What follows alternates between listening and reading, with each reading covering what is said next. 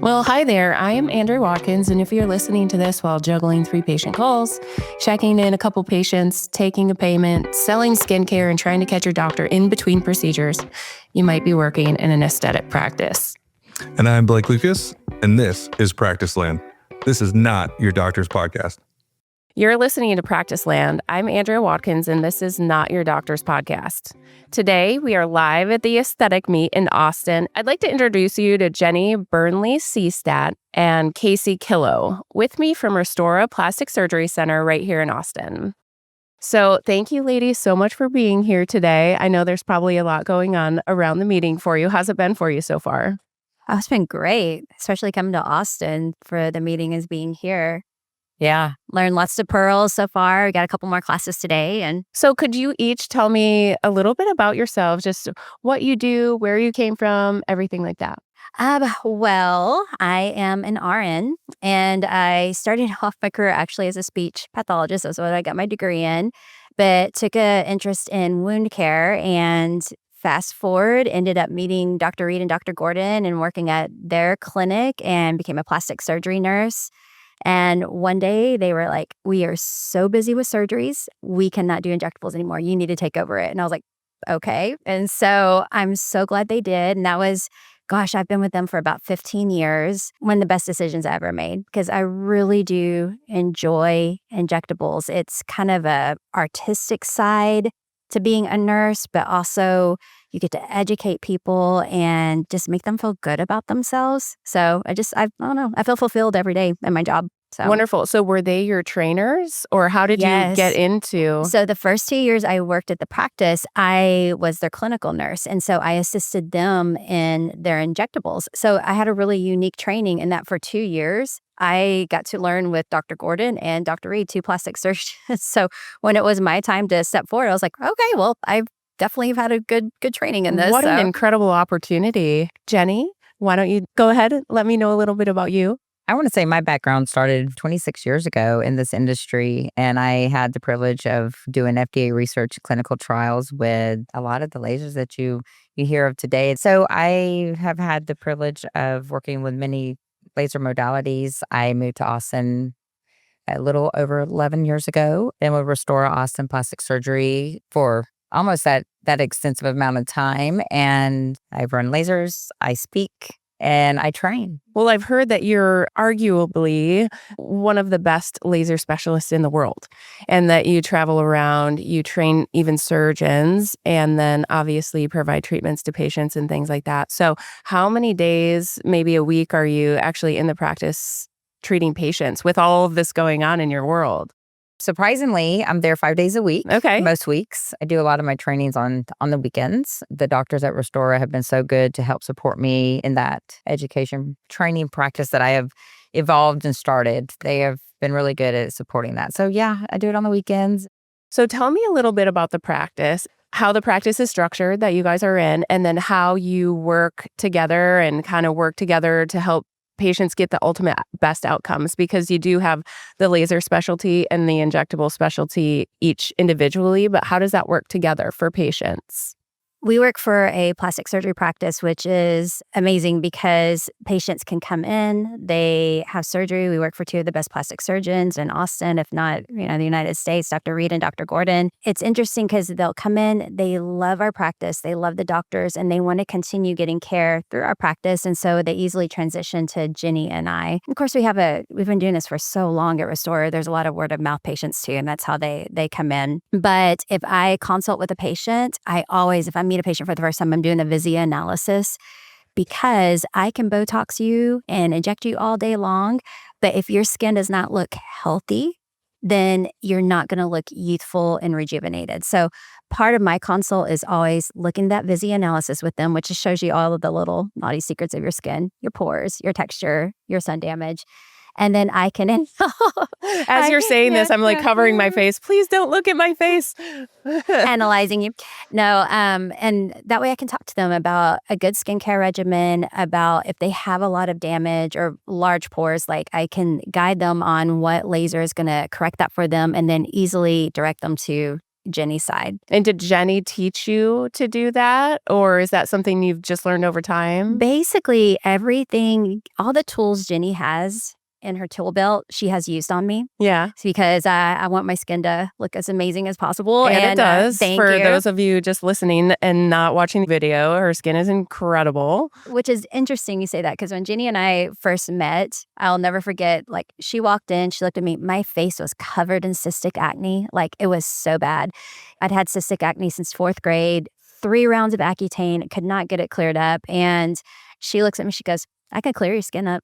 And I'm like, oh, can you? And she's like, I can. She goes, your skin is so dehydrated. You need to start putting moisture on it. I'm like, no, my skin is oily and that's why I'm breaking out. She's like, trust me. And so I started using a hydrating serum. That's all I changed on my skincare regimen. And sure enough, my skin cleared up. And at that point, though, I had tons of acne scarring. So every day I was having to put like this thick paste, like 48-hour makeup on to try to cover everything up because we're in the beauty industry, right? Right. And she's like, I can fix that for you. And I'm like, can you? And she's like, I'm like, I here's would some never, ibuprofen. ever know that you had that type of scarring on your face based on sitting, what are we, maybe 3 feet away from each other. No wonder you're one of the best in the world, Jenny. This is incredible. a magician with that laser. Yeah. And sure enough, it was a process. It was how long was that laser that you worked on my face? It was a 2-day, a 2-day laser. process. And was it uncomfortable? Yes.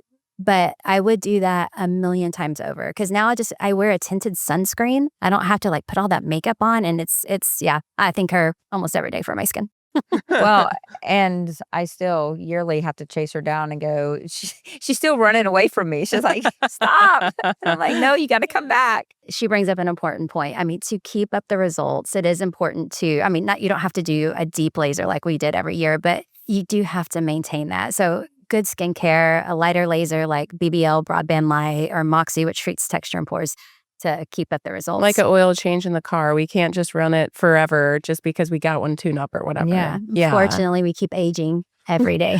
If you're not anti-aging, you're aging. There is no in between. Oh my gosh, I've never heard anyone say that before and I love it. If you're not actively fighting the battle, you're just getting older. Yeah, because people have these questions and they're like, how long is this going to last me? And I'm like, well, your skin's going to be in a state of anti-aging for X amount of time. But once that time is lapsed, then you have a new foundation where you're aging from. But you have started aging again. It's not one and done. You got to keep going back. So how has your practice evolved over time? You've been with the practice 15 years 15 now. years. Yeah. Yeah. And I've been there 10. You've right. So Jenny joins the practice, and from what I've heard, you all just are the best of friends in and out of work and have really developed this great environment for your patients within their practice. Tell me a little bit about how that evolved, where the two of you have really become partners and have this business within a business.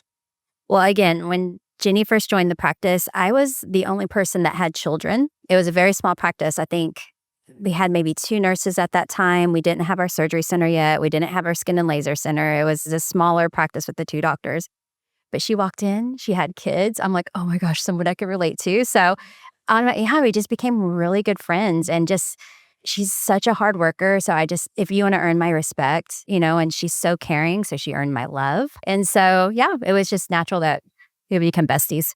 Yeah. I remember when I first started the practice, they had bought a laser and they were training the nurses on how to run these lasers. And about a year into that, they decided maybe they needed somebody that was not kind of pulled in multiple directions. And that's where I came into the practice. And I think the laser was a little bit of an afterthought when they got it. It was like, oh, well, this is Dr. Reed's old office and we'll just stick the laser in there. And I am not lying. I heard that you were kind of in a closet. I am not lying. Eventually, the practice continued to grow and grow and grow, that my little computer desk, which I elected to have, was in the storage closet that had the autoclave and everything. Oh, wow. And it was just like me and my own little, what they call it, walk-in closets. That was my office for 8 years. And so when people walk into the practice now and they're like, oh my gosh, you have the most beautiful practice. You have the biggest rooms and they're so amazing and they're so this. And I'm like, you have no idea. I earned. Yeah. And I don't know if I earned it, but I really appreciate Yeah. that they thought to take me out of the closet and bring me into the now. That brings up a really great point as far as from our listeners' perspectives, when their nose is down, working really hard to either build a business inside of a business or whatever they're doing. How did you get to the point, or what did it take for you to be able to go to the owners and possibly say, hey, it's time? Can we create some more space, or can I get space? How would you advise someone that might be in a similar situation and maybe advocate for themselves in that way? I would say the best way to advocate for yourself is you show how much you show your hard work. And again, that's how you're going to get their respect. They see how hard you work. There were many nights in the beginning when I was the only nurse at the practice. I was there till 9 o'clock at night, just trying to get everything done. And they saw that. And that's why I've been with them for so long. They have taken such good care of us, like continuing education. They always want us to go and do things like this, the conference we're at now, anything we need. I mean, really, they are there for us. And then because if we're asking for it, then it really is something we need. And so they take care of that. And so I say, you work hard, you earn the respect, and then, good things will come. I would say that we are in a unique situation because I think there's a lot of people in this industry that work hard, but there's people that take it for granted. They don't recognize people's hard work and what they're doing and the fruits of their labor, and they take it for granted. So I would like to say that we have a great situation where we have doctors that support us to be great.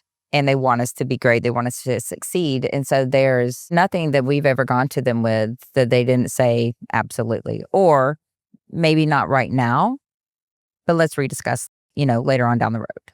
The really important part of that also is that you all have been with this practice specifically for a long time, and you've also worked really hard and earned the trust to be able to really get that support. I was just speaking with the practice owner yesterday, as a matter of fact, and he was asking me, he actually is a facial plastic doc that used to use the surgery center in the practice that I managed. And he was asking, he's like, do you find it hard for plastic surgery practices to maintain their mid-levels that are doing the non-surgical? And I do see, because I work with practices across the nation, that there's a lot of turnover and a lot of mid-levels and a lot of RN providers that are doing the non-surgical that are turning over, and they want to maybe work someplace for a year or two and then bounce to someplace else. And that doesn't allow what you two have created, which is to build the trust and to build that loyalty and longevity with a practice where they do want to support you and provide you with everything that you want and that you need in order to really build your practices and your patient base and serve patients in the best manner. I do see that where people are moving around, and I don't know if it's lack of loyalty, lack understanding of how good things are and how long it takes to truly, you're not going to walk into a practice. And I think people have misconceptions. And unfortunately, I think this is a very, on both sides, a consuming practice where people are like, what am I getting out of this? What am I getting out of this? Immediately. Versus it being a, what can we do to support you? And how can we help you grow and want to stay here? And then people going, these people recognize where I'm at and they want to help support me. So I think it comes from both sides, but the grass is not always greener. And I used to think about when people would complain at other places I've been, and I'm just like, you have no idea. You have no idea how, considering you're in a really great place. Nothing's perfect, but no matter what, you find the best in where you're at. And Early on, they hired a practice consultant to help them get their practice to be the best that it could be. And one thing they always emphasized was taking care of your employees. If anybody is starting out new, hire an expert, hire a consultant to help you get all your ducks in a row. So that kind of leads us into what I would love to learn, just because that's where my sweet spot is, and a lot of our listeners, is how do new patients get to you? Through the front desk? Do you have patient care coordinators? Who helps patients learn how you can help them meet their goals before they even come in and meet with you? One thing I love about the practice is you're always going to get a real life person to answer the phone. So they make sure they've hired enough people to answer phones. And then it's all about the education. And we just try to educate everybody on best ways to talk to the patients, help guide them on, answering their questions and guiding them on what they need. What would you say? Having people that care about their job first, and then definitely being educated so they can speak to the consumer and the patient that's calling in. Do you two help educate the administrative and front desk and sales teams so that they understand what you're telling patients so they can sound the same? Most definitely. Part of their training is they shadow us so they can hear how we talk to their patients and answer their questions and just see the whole process, because it's hard to understand what someone is doing unless you've lived in their shoes. And so that shadowing process, I think, is what's most important, because you hear things enough, they're like, okay, that's how I answer that question. That's what that is. So the process, a new patient calls, our front desk has some information, do you guys schedule consultations with new patients, including a consultation fee? How does that work in your practice? So for me, I think it works. I do both. So we have a personal scheduler that sometimes people that are coming in from out of state or we're booked out so far in advance, they want to go ahead and get something on the books, but they're not really sure. So they'll send in photos. We do photo eval consultations. We will do virtual consultations. For me, unless you've been an existing patient and you know kind of a plan, or we communicate somehow, do they just get on my schedule? They don't call up and say, I want to come in and have a halo with Jenny. And they're like, okay, well, have you ever seen Jenny before? And if the answer is no, it's like, okay, well, you can't come in and just have a treatment because what you think you need or your friend had may not be what you need. And so I would say that there's many different ways of consultations in the practice that I personally do. And I think Kacie and I will also do some consulting with patients together, whether it's via photos, virtual. But yeah, they come in and it's a very detailed 45-minute scan of the skin. And then we come up with a plan that's not only addressing wrinkles, laxity, texture, sun damage, volume loss, you name it. And so it's not just like you come in and see what I can do. You come in and we see what we can do collectively to deliver the optimal outcome for you. And how do you find time? I'm sure you both just have hundreds of thousands of patients over the course of, many months and a year. How do you find time in your schedules to be able to consult together?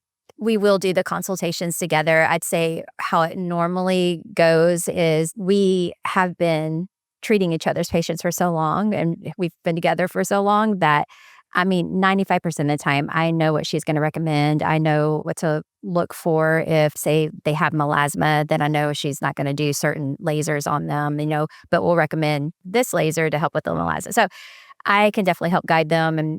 But sometimes there'll be a difficult patient. I will have them either consult with her virtually so that it saves them a trip back to the office. Or sometimes if it's something for like the deeper, like the laser resurfacing, they always need to consult with her and talk to her first before they sign up for that.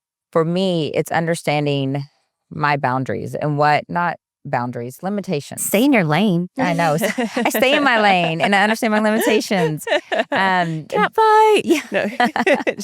I know what I'm capable of, and I also know what I'm not capable of. And I may not know exactly what neurotoxin or filler or biostimulant that Kacie may use. I also know you have this and you need to go see her because I can make your skin look great. I can tighten your skin all day long. But if you have volume loss, there's nothing I can do about that. You have to have something to either stimulate that collagen or help fill it in. And if you're constantly making muscle movements that are going to break down the skin, then I can't, no matter how many lasers I do, it's not going to stop your muscle contraction. So I think understanding your lanes and your limitations.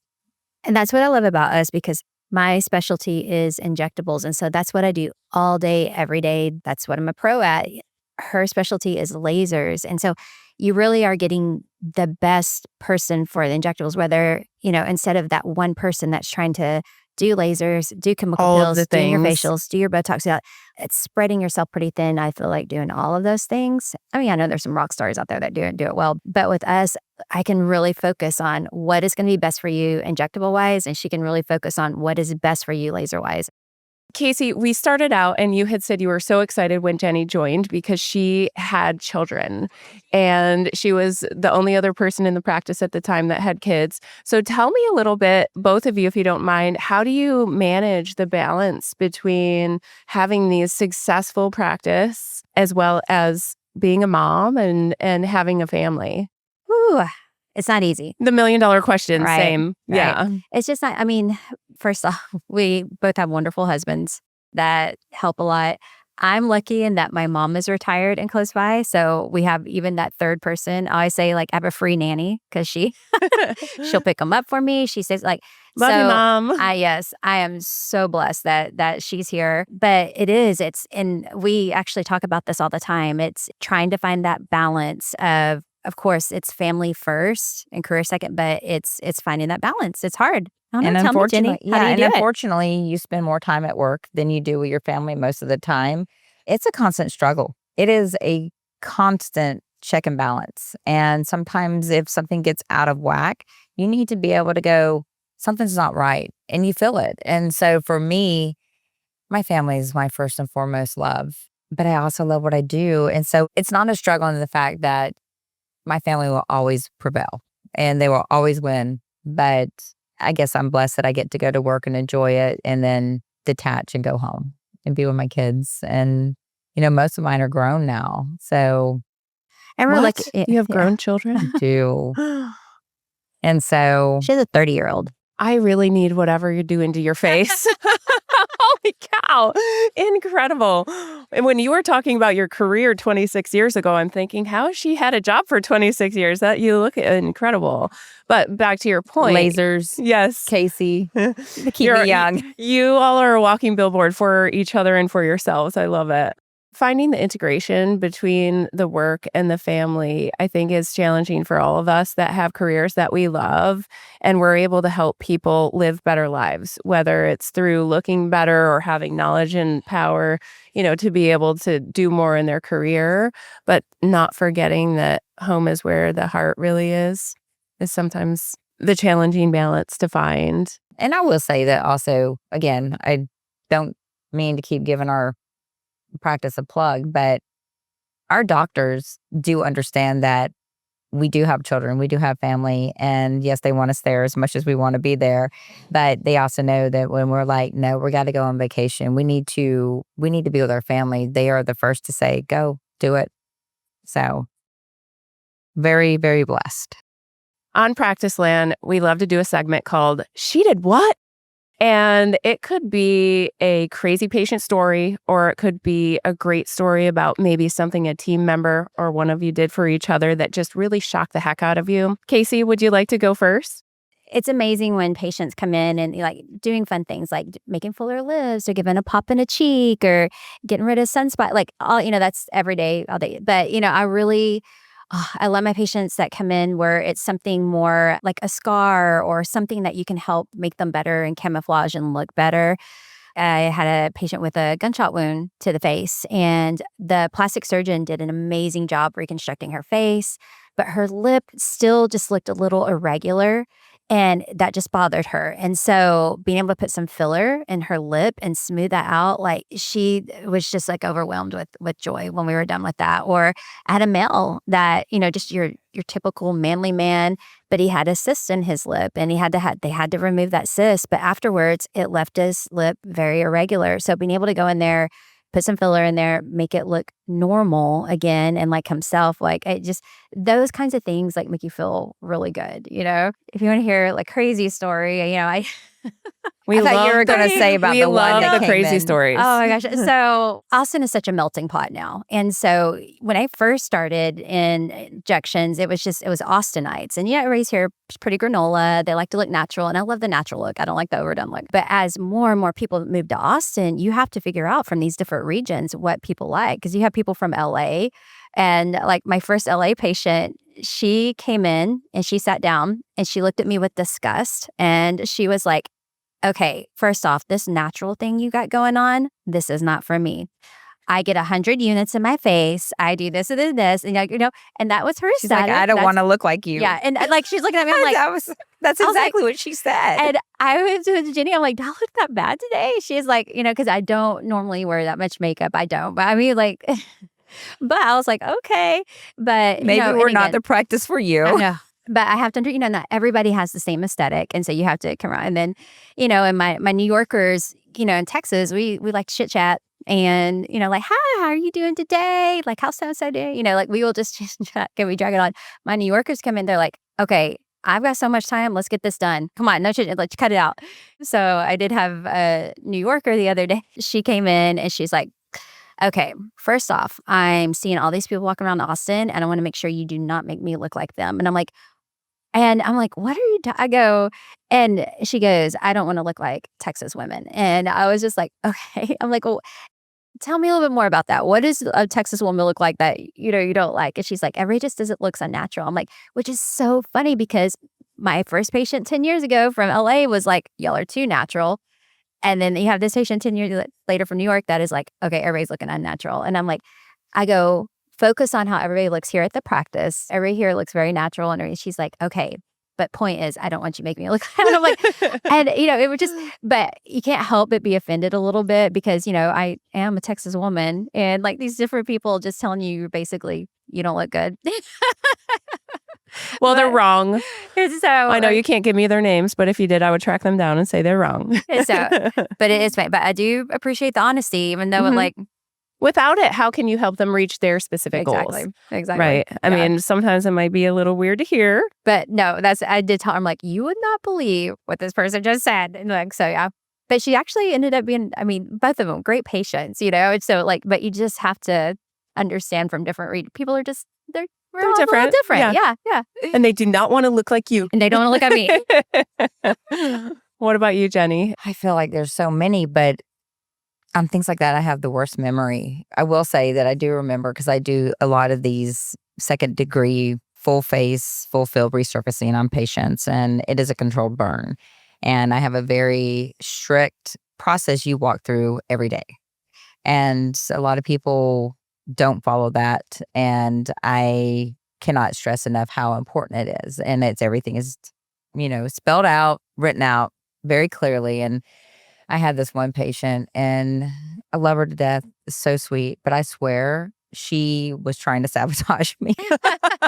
Everything I told her to do, she didn't do. And everything I told her not to do, she did. Did she rub cayenne pepper on it? Because we had a doctor tell us someone did that in their incisions yesterday after surgery. Gosh. Well, this lady actually poured straight vinegar on a washcloth and put it on their face after I did a second degree burn on their face. And so they added, because I have a dilution of a vinegar compress, which is like 1 teaspoon to 1 cup of water. And they just saturated their washcloth with vinegar and put it straight on their face. And they're calling me like, this really burns. And I'm like, you just gave yourself a chemical burn on top of oh my God, this laser burn I have created in you. Seeing her every day for it was 14 or 15 days. I was like, I am never doing another resurfacing ever. And I think there's every now and then there's patients that push me to that brink, but I keep coming back for more because I love it. Yeah. That's wild. Yeah. Where can we follow you guys on social media? So I'm on Instagram at ATX Injector Kacie. And it's Kacie. My handle is Restored by Jenny. You can follow me there. You can see some of my before and afters. And also, if you are interested in how to achieve these results, I also provide training for surgeons, nurse practitioners, mid-level providers, U.S. and international. Well, thank you so much for joining us. I'm really excited for our listeners to be able to hear your perspective and your experience from inside the practice, basically having a practice inside the practice. So thank you for joining us. Best of luck. And I'm really not kidding about calling you guys as my trips to Austin continue. Yes, and see us. Do. We will definitely put your guys' information in our notes of the show as well so that any of our listeners can reach out and find you too. Thank you so much. Thank you, ladies. Super appreciate it. All right, thank you. Got a wild customer service story or a sticky patient situation? Send us a message or voicemail. If your tale makes it into our She Did What segment, we'll send a thank you gift you'll actually love. promise, no cheap swag here. Are you one of us? Subscribe for new episode notifications and more at practicelandpodcast.com. New episodes drop weekly on YouTube and everywhere you can listen to podcasts.